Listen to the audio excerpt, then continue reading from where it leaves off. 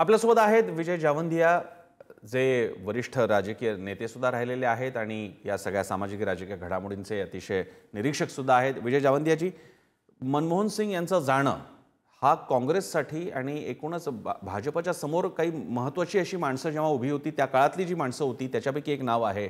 कशा प्रकारे पाहता तुम्ही, ज्याला पोकळी तयार झाली असं आपण म्हणतो, पण ती नेमकी पोकळी काय आहे?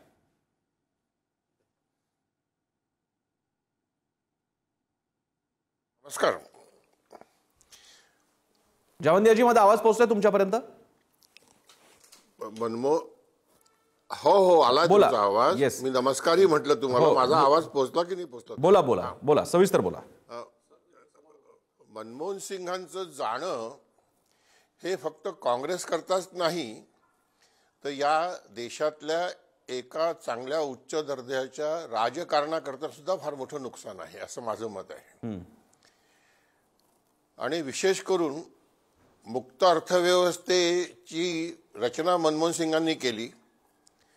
91 मध्ये मनमोहन सिंग अर्थमंत्री होते तेव्हा त्यांनी फ्री मार्केट आणि ग्लोबलायझेशनच्या सगळ्या धोरणांना आपल्या देशामध्ये राबवलं।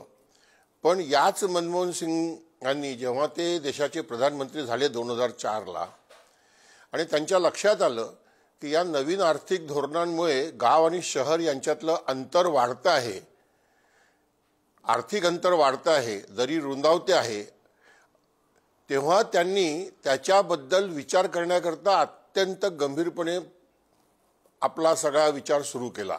आणि त्याचा पहिला जो एक आपल्याला पुरावा म्हणता येईल तो हा की त्यांनी हरित क्रांतीचे प्रणेते डॉक्टर MS स्वामीनाथन यांच्या अध्यक्षतेखाली देशाच्या पहिल्या कृषी आयोगाची, शेतकरी आयोगाची, कृषी नाही शेतकरी आयोगाची, फार्मर्स कमिशनची स्थापना केली की त्यांना ही जबाबदारी दिली की देशात आत्महत्या वाढतात आहेत, ग्रामीण भागात डिस्ट्रेस वाढतोय, डिप्रेशन वाढत आहे, याच्यावर काय काय उपाययोजना करावी।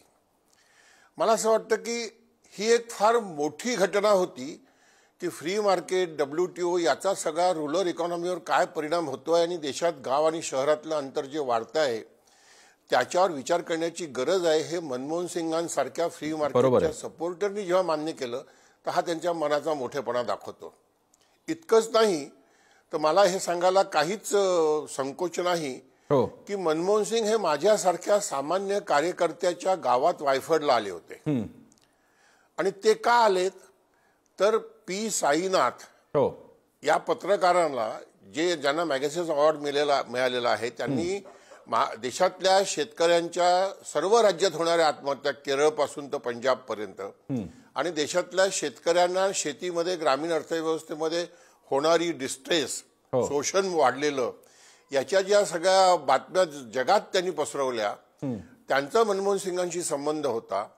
ते साईनाथ वायफळला माझ्या गावात आले होते डॉक्टर स्वामीनाथनांच्या सोबत 2005 मध्ये।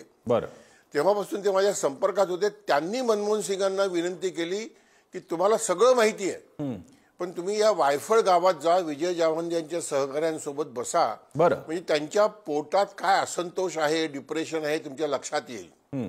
आणि त्यांची ती विनंती त्यांनी मान्य केली, सगळं राजकारण बाजूला ठेवून। मला असं वाटतं की हा मनाचा मोठेपणा असल्याशिवाय होऊ शकत नाही सर हे।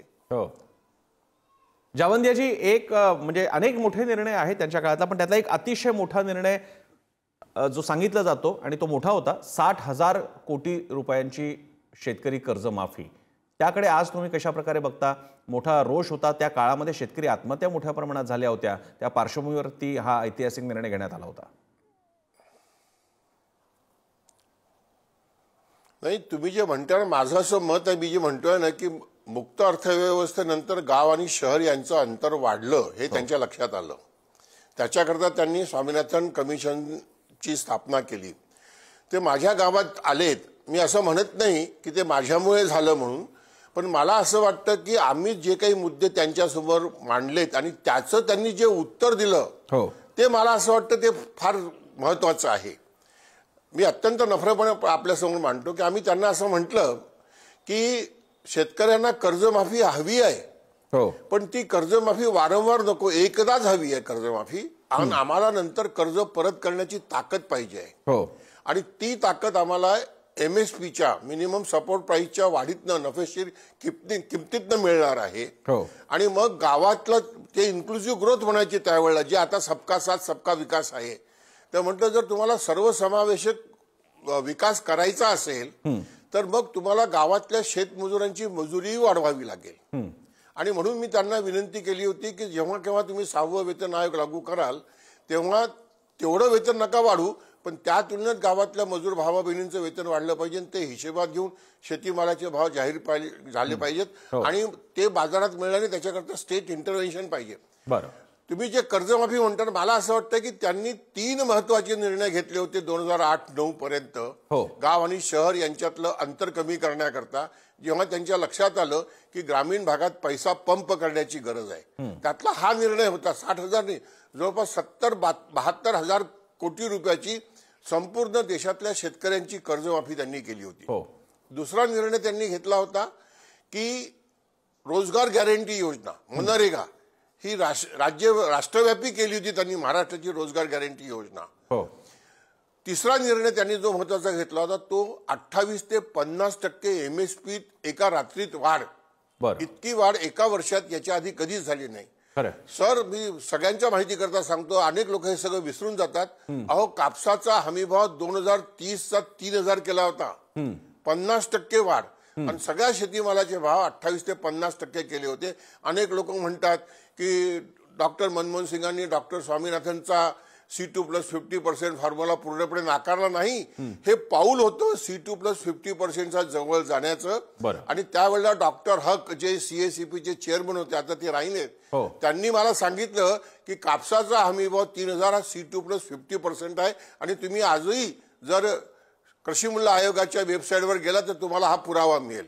म्हणून मला असं वाटतं की त्या माणसांनी UPA 1च्या शेवटी अनेक गोष्टी करण्याचा प्रयत्न केला. दुर्भाग्य हे आहे की UPA 2 मध्ये त्यांना ती कंटिन्युइटी ठेवता आली नाही. माझं असं मत आहे की त्यांना भोतकून फ्री हँड मिळाला नसेल.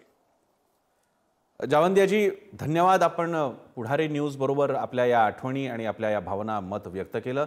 याशिवाय सुद्धा अनेक मुद्दे आहेत. अगदी शेवटच्या टप्प्यामध्ये जमिनी शेतकऱ्यांच्या घ्यायच्या असतील तर 4 पट मोबदला देण्याचाही निर्णय घेण्यात आला होता. असे अनेक निर्णय आहेत आणि या निमित्तानं तुम्ही सुद्धा काही आठवणी जागवल्यात. धन्यवाद तुमच्या या सहभागासाठी.